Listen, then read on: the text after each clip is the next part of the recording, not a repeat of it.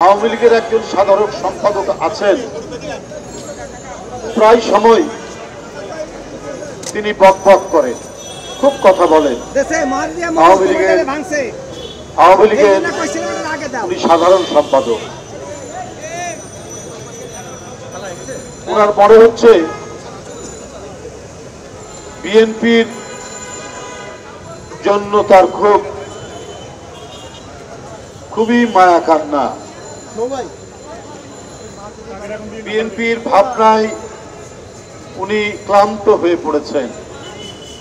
ওবায়দুল কাদের সাহেবের বক্তব্যে এইটা মনে হয়। অনেক সময় আপনারা জানেন, তার এই মায়া কান্না দেখে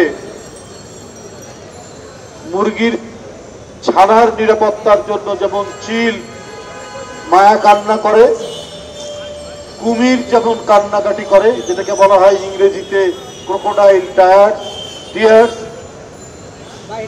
এইরকম কুম্ভীরাশ্রু ওবায়দুল কাদেরের চোখ দিয়ে ক্রমাগত পড়ছে। বিএনপি নাকি দুর্বল হয়ে গেছে, এইরকম আওয়াজ তিনি মাঝে মাঝে দেন। আরো অনেক কথা বলেন, বিএনপি ক্লান্ত, বিএনপি হতাশ, বিএনপির নেতারা বিদেশ চলে যাচ্ছে, এইসব নানা কথা তিনি বলেন। এই বলে তারা যে ভিতর থেকে ধসে গেছে, ভেঙে গেছে, এইটা চাপা দেওয়ার জন্যই তিনি এই কথাগুলো বলেন। বারবার জনগণের সাথে বিশ্বাসঘাতকতা করা, জনগণের মালিকানাকে ছিনিয়ে নেওয়া, এই কারণে তাদের জনসমর্থন নেই। কয়েকজন সুবিধাবাদী লোক, কয়েকজন ঋণ খিলাপি মানুষ, কয়েকজন বাজার সিন্ডিকেটের লোকজন এইটা আওয়ামী লীগকে ঘিরে আছে। যারা সন্ত্রাসী করে অন্যের জমি জায়গা দখল করে, এদেরকে তো জনগণ পছন্দ করে না। আর এই লোকগুলোই যদি আওয়ামী লীগের পাশে থাকে, প্রধানমন্ত্রীর পাশে থাকে, সরকারের পাশে থাকে, তাহলে তো জনগণ থাকবে না। এই জনগণ যে তাদের সাথে নেই, এই কারণে তারা ফাঁপা টিন। ওবায়দুল কাদের সাহেব, আপনার দল যে শূন্য টিনের বাক্স হয়ে গেছে, ওইটা আগে ভরুন, আর তারপরে বিএনপির কথা বলুন।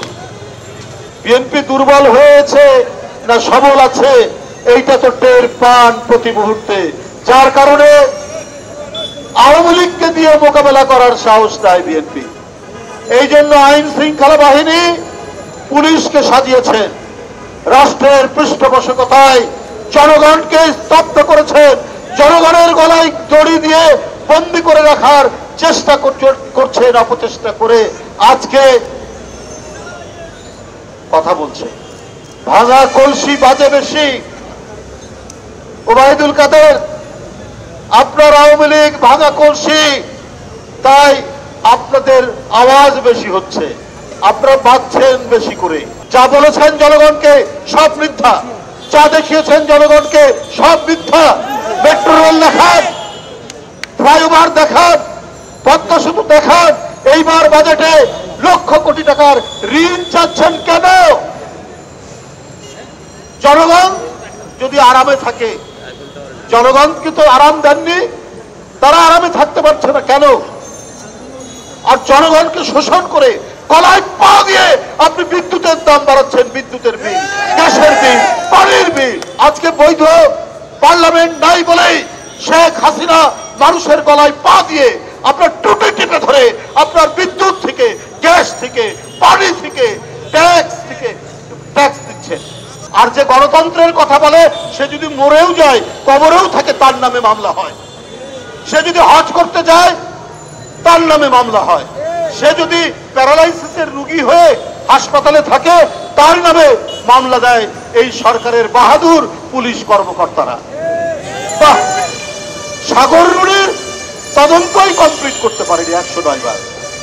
আর মিছিলের আওয়াজ শুনলে, জনসভার আওয়াজ শুনলে তারা এমন ভাবে মামলা দিতে থাকে যে বিএনপির নেতারা কবরে থাকলেও সেও মামলা থেকে বাদ যায় না।